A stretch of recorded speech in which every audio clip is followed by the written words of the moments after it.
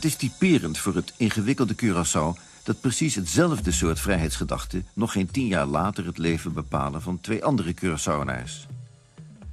Op dat moment wordt het eiland geteisterd door een Engelse blokkade. Er is oorlog, honger en ellende. Op het eiland woont dan een jonge reder die in Nederland is opgeleid, Louis Brion. En hij durfde het aan om de vrijwel ontoegankelijke St. Joris Baai aan de noordkant van het eiland binnen te zeilen met een schip vol voedsel. Dit is dus een moedige man met een vrijheidsideaal, maar hij staat gewoon aan de kant van het gouvernement.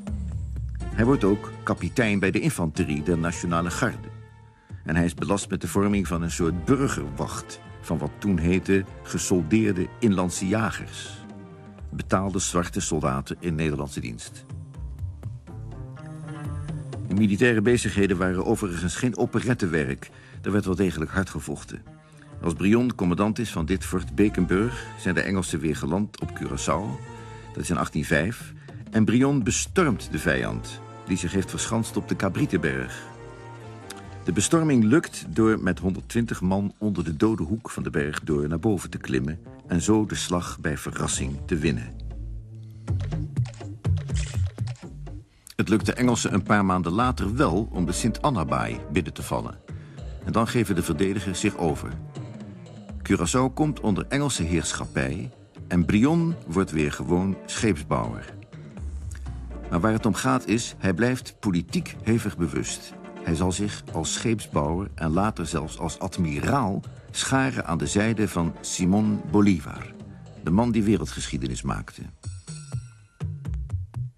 Na een eerste mislukte opstand in 1812 tegen Spanje is Bolívar gevlucht naar Curaçao. In dit huis aan de Penstraat, waar zijn 2 zusters woonden, is hij vaak te gast. Hier kan hij zich concentreren op zijn roeping, de bevrijding van het gebied van het latere Venezuela en Colombia. Hier vandaan schreef hij zijn medestanders om ze te inspireren en de verdere strijd voor te bereiden.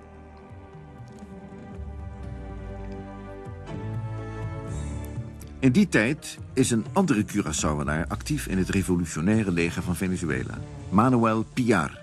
Hij brengt het zelfs tot generaal, met als beroemdste wapenfeit de overwinning bij San Feliz, waardoor de belangrijke provincie Guyana wordt ontsloten. De tragiek wil echter dat Piar in conflict raakt met Bolívar.